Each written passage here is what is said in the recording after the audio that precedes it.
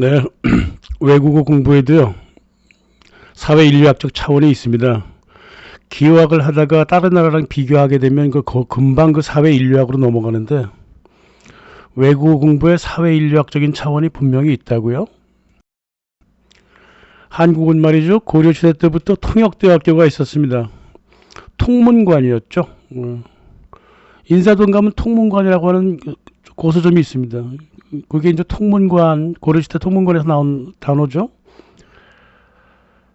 그 고려시대에는 몽골어가 지금의 영어랑 같아가지고 1200년대 그죠? 몽골어 통역사 조인규가 쿠빌라이 칸을 만나갖고 외교까지 했습니다. 그래서 조인규는 승진해가지고 왕실 경호 및 비서실장까지 맡았단 말이죠. 그래서 고려시대부터 이 초창기부터 후대 이르기까지 지금까지 한국의 통역사들이 해왔던 역할이요, 통역과 외교였습니다. 공식적인 역할이 그렇다 이거죠. 문제가 있다면 외국어를 공부한다는 것, 통역을 한다는 것,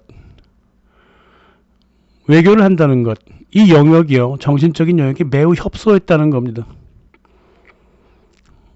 언어도 쏠려요. 한때는 몽골어, 한때는 중국어, 한때는 영어 쏠립니다.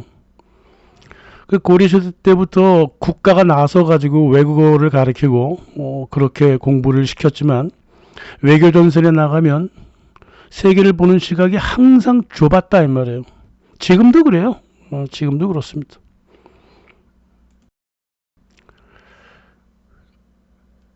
조선시대 또 외국어를 되게 중시했어요. 외국어 배우는 거.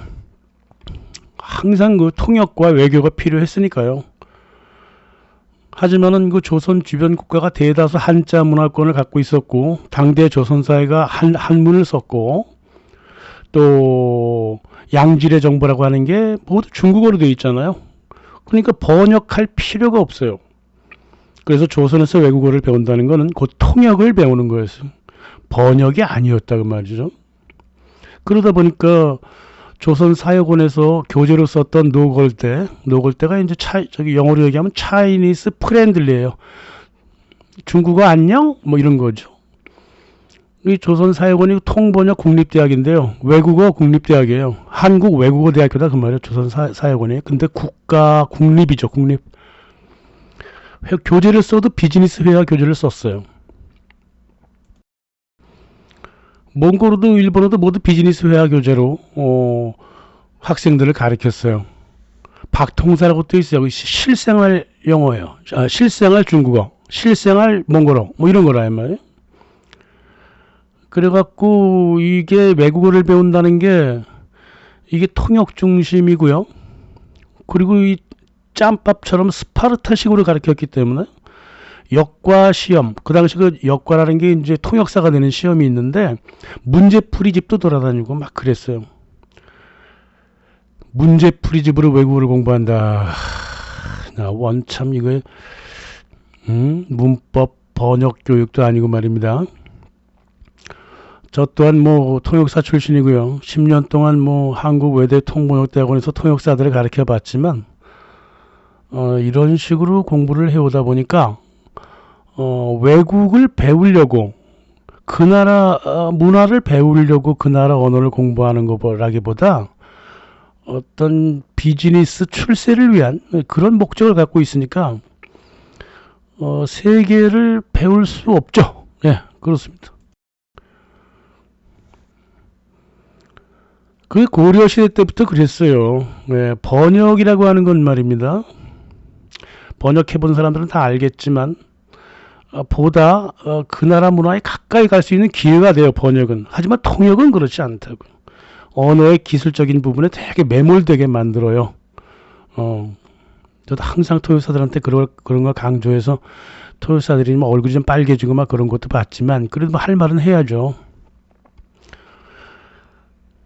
번역보다 통역은 대면으로 만나잖아요. 그래서 더욱이 그 나라의 문화를 더 깊이 알아야 되는데 한국의 외국어 교육이 좀 잘못되어 있다 그 말이에요. 알고 봤더니 고려시대부터 그랬다 그 말입니다. 이게 조선에서 역관 통역사가 되려면 사역원에서 아주 스파르타식으로 수업하고 국가시험에 응시를 해서 붙어야 되거든요. 과목은 중국어, 몽골어, 일본어, 만주어 이렇게 네 종류가 있었습니다. 되게 통역적이었고 기술적이었죠. 그래서 통역이라고 하는 거 구전으로 배우는 게 제일 효율적이잖아요. 그러니까 역관들은 가족 비즈니스로 삼아가지고 가문 중심으로 역관을 하게 돼요. 아이들 어릴 적부터 통역 가르치잖아. 그러니까 애들이 사역원도 쉽게 입학하고 졸업도 잘하죠. 그러다 보니까 가문이 형성이 됩니다. 통역사 가문. 그러니까 장희빈 가문도 통역사 집안 출신이에요. 친아버지도 통역사, 할아버지도 통역사. 역관들은 말이에요. 월급이 작아가지고요. 공무원 생활을 하면서도 중국에서 수입한 상품을 부산 동네에 가지고 가서 팔고 일본인들한테 일본에서 은을 받아가지고 중국으로 보내갖고 중개무역으로 돈을 크게 벌었습니다. 이 통역사 가문들이 원래가 돈이 많았어요. 그런 식으로 비즈니스를 했기 때문에 그래요. 사역원에서 배운 것도 비즈니스 회화를 배웠기 때문에 또 그렇죠. 그러니까 장희빈 같은 사람들이 왕실로 들어갈 수 있는 배경이 되는 거죠. 네. 장희빈 외할머니가 변씨인데요. 그 변씨 가문이 말이죠. 조선 최고의 부자인 통역사 변승업 가문이라고. 그러니까 요렇게 형성이 되어 있다고. 중인 출신에도 불구하고 양반들을 쥐고 흔들었죠. 그러니까 장희빈도 그렇게 탄생할 수밖에 없는 거죠. 서양의 가톨릭 종교가 조선에 소개된 거는요. 무슨 외국어를 번역해갖고 소개된 게 아니에요. 중국을 드나들던 역관들이 통역사들이 중국어로 된 천주실 같은 거 갖고 와서 조선의 자생적인 가톨릭을 만들었다고요. 이게 세계적으로 독특한 경우예요. 가톨릭이 자생적으로 만들어졌다는 게 되게 독특한 경우예요. 그래서 그 서울 지금 명동성당 있잖아요. 그 부지가요. 통역사 김범우 씨 거예요. 그 김범우는 그래도 다른 통역사들이랑 좀 달라가지고 굉장히 그 서양 문화에 관심이 많았습니다. 공부를 많이 했죠. 그러다가 가톨릭 교도가 됐고 한국에서 최초로 한국에서 세례받은 가톨릭 신자예요. 뭐 이승훈 같은 사람은 중국에서 받았으니까 이제 그렇다고 치고. 그래서 김범우 씨가 이제 정약용 뭐 이런 사람들이랑 같이 자기 집에서 공부하다가 잡혀가지고 귀양 갔다가 귀양에서 죽거든요. 그래서 자기 부지 100년 정도 후에 한 80년 후에 그 가톨릭 성지라 그래가지고 그 사람이 살던 집에 명동성당을 세운 거예요. 이제 아편 전쟁이 끝나고요. 조선에서도 통역사를 되게 소중히 여겼어요. 외국어 능력을 되게 높이 샀어요. 중국어만 필요한 게 아니구나. 영어도 필요하다 그래갖고 외국어 교육기관을 많이 만들었어요. 그러니까 이제 통역사들이 엘리트 집단으로 자리를 잡았습니다. 번역을 안 했어요. 예. 자기들은 뭐 서양의 과학, 의학, 법률들, 신지식을 접했죠. 예. 하지만 그게 전부였어요. 그렇게 서구 열강들의 신지식을 접해서 그거를 갖고 들어와서 나라를 개혁시킬 생각을 안 했다고. 예. 근대 지식을 들여와서 나라 개조를 할 생각이 없었다고요. 그냥 잘난 척 했을 뿐이고 출세의 도구였을 뿐이다. 중국만 해도 안 그랬거든요. 네, 중국만 해도 막상 이제 서구 열강이 밀어 닥치니까 어쩔 수 없어갖고 막 허둥지둥 됐지만 외국어 교육기관을 세웠을 때 동문관이라 그러거든요. 외국어도 가르치지만 동시에 세계지리, 뭐 과학, 뭐 항해학, 천문학, 국제법, 경제학 다 가르쳤다고. 그래갖고 중국에서는 외국어를 잘한다 그러면 저 사람은 폭넓은 교양을 가진 엘리트구나 이런 취급을 받았습니다. 그 당시에. 그러니까 이제 이 동문관이 커져갖고 북경대가 되는 거예요. 조선은 그런 경우가 없습니다.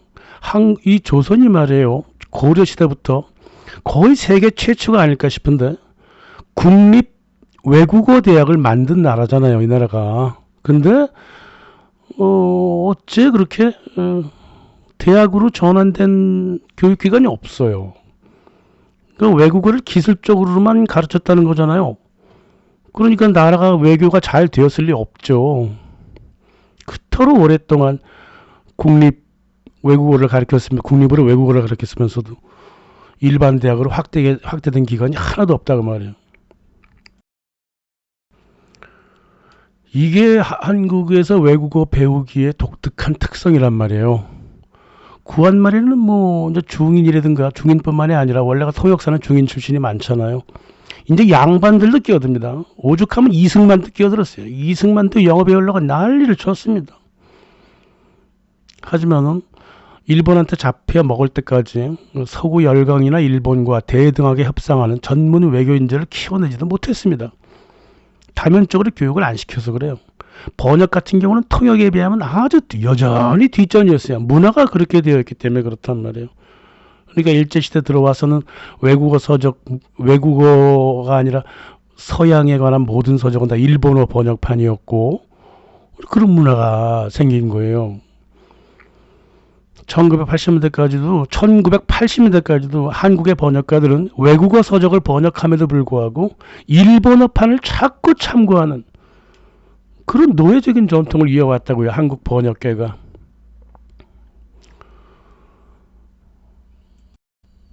물론 통역과 번역은 항상 삼투압을 하기 때문에 옛날 그 역관들이 번역한 서적들이 조선 나라 문화에 뭐 어느 정도 도움은 줬겠죠. 뭔지 몰라도. 하지만 일본에 비하면 턱없는 수준이었다고. 아직도 한국이라는 나라는 외국어를 가볍게 봐요. 외국에 대한 판단이 가볍고 기술적이고 좀 목매하다 그 말이에요. 일제시대 들어와서는 말이에요. 이제 일본 사람들이 번역 중심으로 한국 사람들 외국어를 가르쳤거든요. 그러니까 문법 중심으로만 가르쳤어. 문법만 강조했습니다. 그러니까 그게 또 전통이 돼가지고 한국 사람들 학교에서 뭐 영어 뭐 6년 배우고 9년을 배워도 회화를 못하는 한국 조선의 전통과 거꾸로 돼버렸다고 이제. 이야, 참 목매하게 돼버렸어요. 근데 전반적으로 외국어를 바라보는 시각이 되게 목매합니다. 가볍고 그렇습니다. 그래서 이 고려시대부터 조선시대를 거쳐가지고 일제시대 또 대한민국 지금까지 외국어를 통해 갖고 상대 나라의 문물을 배우고 이것을 극복하자 이런 게 아니라 기본적으로 외국어 공부라고 하는 것이 출세, 점수 따기, 치부의 수단으로 계속 판단해온 오랜 전통이 있어서 한국어의 그 외국어를 배운다는 그 저변에 그 인문학적 소양이 없다 그 말이에요. 인문사회적 소양이 없다고요. 그게 이제 한국어 외국어 배우기에 오랜 전통이고 사회인류학적 특징이다 그 말이에요. 물론 그렇지 않은 사람도 많죠. 그런 사람들은 주로 이제 번역계에 들어가 있는데요. 그만큼 가난하잖아요, 또. 그죠? 이제 인공지능까지 나왔으니 이제 어떻게 그런 겁니다. 일본은 사뭇 다릅니다. 일본이 외국인이라든가 외국인을 접할 때는 그들의 문물을 익혀서 극복하려고 외국어를 배우고 그랬습니다. 일단 뭐 도쿠가와 이에야스부터 처음 만난 그 영국인 윌리엄 애덤스한테 물어봤던 게, 야, 서양에서는 배 어떻게 만드니? 이거 물어봤어요. 그래갖고 배를 만드는 기술을 이렇게 알려주니까 사무라이까지 만들어줬잖아요. 그로부터 이제 이 윌리엄 애덤스는 이제 네덜란드 동인도 회사에서 일했던 영국인이라서 네덜란드어를 할 줄 알았다고. 그래서 일본이 네덜란드와 최초로 교역하고 공식적인 관계를 맺게 되는데요. 에도 시대부터 지식인들이 말이에요. 일본의 지식인들이 네덜란드로 들어온 서적하고 정보물을 번역해갖고 막부한테 바쳤다고. 그러니까 이제 주로 이 일본 막부는 서구 열강의 군사력, 무기, 기술 이런 거에 되게 그 관심을 가졌지만 그만큼 서양의 자연과학, 지리학, 의학도 굉장한 호기심을 부렸기 때문에 네덜란드 상선에서 네덜란드 책들이 들어오기를 기다리고 있었다고요. 그러니까 조선의 통역사들이 이제 통역과 외교 중심으로 해갖고 무역이나 돈벌이에 관여했다는 거랑 비교하면 일본의 통역사들은 거의 공무에만 충실했고 서구의 과학을 배우려고 노력했다고요. 그거는 인정을 할 수밖에 없고 그게 일본의 외국어 공부의 인류학적 특징이 되는 겁니다. 1774년 일본의 통역사들이 말입니다. 네덜란드 의학서적을 번역하면서 독일에서 온 건데 신경, 연골, 동맥 이런 것들 다 일본어로 만들어내 가지고 전 아시아로 뿌렸어요. 실상 말이요, 전 아시아에 생하고 있는 그 인문사회, 의학, 자연과학 용어들 있잖아요. 거의 일본에서 왔다고 생각하면 되는 겁니다. 왜냐하면 일본은 외국어를 갖다가 출세의 수단으로만 생각하지 않고 어떤 문물을 접한다 이런다는 생각을 갖고 있었기 때문에 그래요. 그러니까 참 안타깝죠. 일본보다 수백 년을 앞서서 외국어 능력자를 국가적으로 육성했던 조선이 아니고 일본이 서구의 일본 뭐 웬만한 그 전문 용어들을 번역해냈다는 거, 거기에 이제 정신이 자꾸 쏠린단 말이에요. 그 에도 시대부터 일본 통역사들은 서양 과학이나 의학에 관심을 가지고 번역에 몰두했고 해당 분야에서 높은 수준의 학식과 전문성을 가지고 있을 수밖에 없죠. 뭐 통역사 출신이 거의 대다수가 지식인이에요. 나라바시친이라든가 뭐 이마무라 에이세이, 다카시 가케야스, 미츠쿠리 켄포 이런 일본 통역사들, 번역사들 모두 에도 시대 최고의 지식인이었습니다.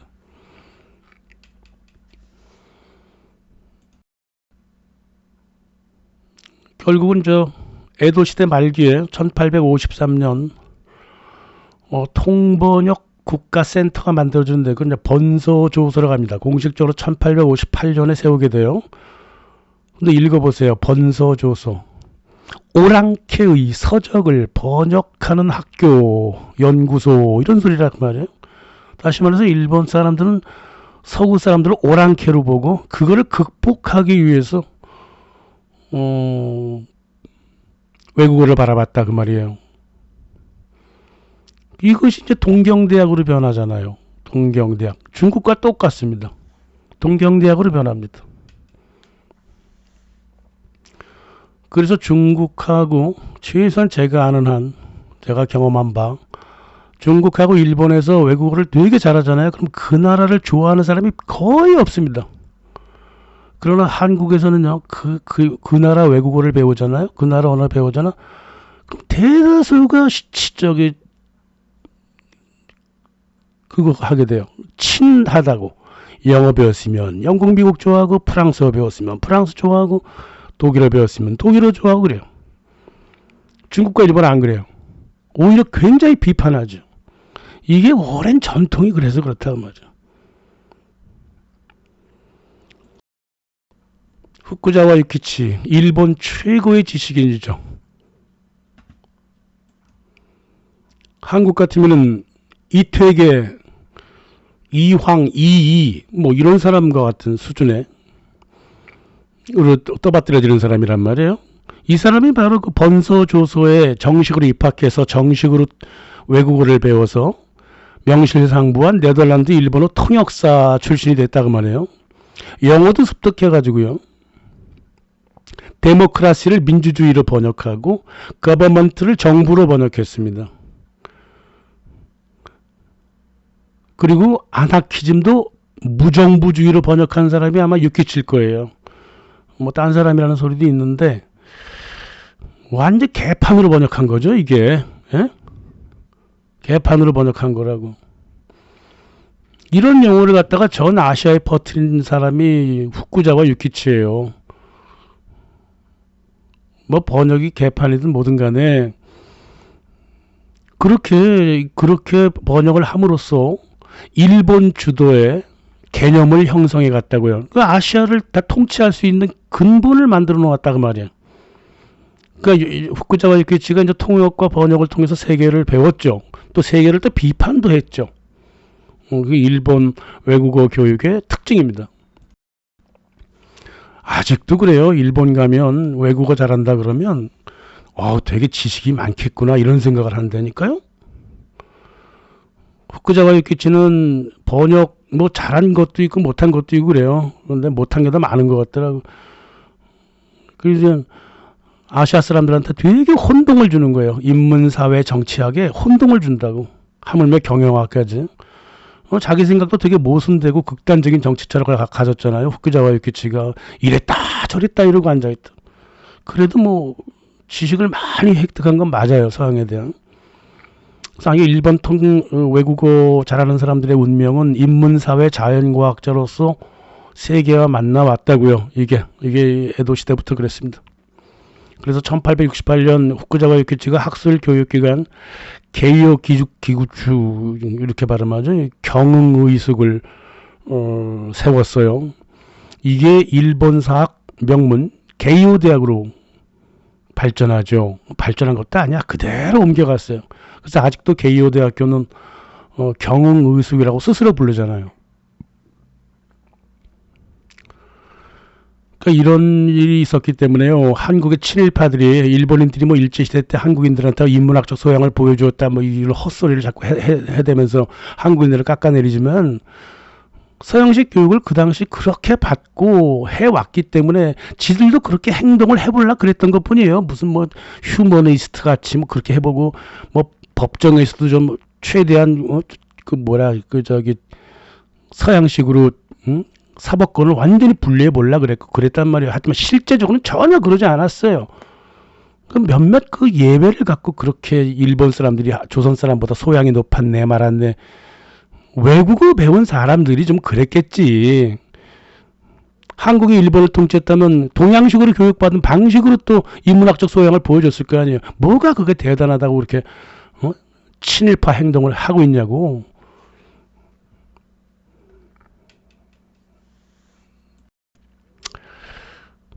하여간 안타까운 건 그거였어요. 뭐 지금은 안 그렇습니다만은 전통이 그렇게 돼 있었다고. 일본에서의 외국어와 외국어 교육이라고 하는 거는 일본을 조기에 근대화하는 큰 발판이 되었습니다. 하지만 한국에서 그 외국어하고 외국어 교육은 나라의 근대화에 대단한 역할을 하지 못했다. 이게 결론이에요. 게다가 또 일제시대에 한국인들한테 번역에 필요한 그 문법 중심으로 가르치는 바람에 엉망진창을 만들어놨어요. 한국어 외국어 교육을. 조선 전통에 어긋나는 또 다른 전통을 만들었다 그 말이에요. 차라리 그냥 옛날 그 고려시대 전통처럼 통역을 중심으로 가르치든가. 중간에 딱 끊겨가지고 그냥 10년 외국어 공부를 해도 회화도 못하는 지경에 이르렀다 그 말이에요. 아무튼 지금은 뭐 다 옛날 얘기인데요. 그래도 이런 전통이 있었다 그 말입니다. 예. 이제는 뭐 누구나 그 외국어를 쉽게 접하는 시대예요. 그래서 하지만 잊지 말아야 될 거는 외국어는 그 나라의 정신과 과학이 모두 집대성되어 있는 소통 논리입니다. 단순한 기술은 아니에요. 단순한 기술은 아닙니다. 우리가 중국에 4대 하면서 중국어로 된 서적만 내내 그냥 첨단 서적으로 알고 살아온 그 전통 때문에 외국어 교육을 좀 잘못 받고, 잘못이라기보다 뭐 좀 경향성이 있는 방식으로 받고, 그래서 그랬지. 외국어에는요, 그 외국어 기호에는 문화적인 차원이 가득 실어 있기 때문에 그거를 버리질 말아야 된다 그 말이에요. 그래야 또 외국어 공부도 더 깊이가 더해지죠. 기호학 DV였습니다.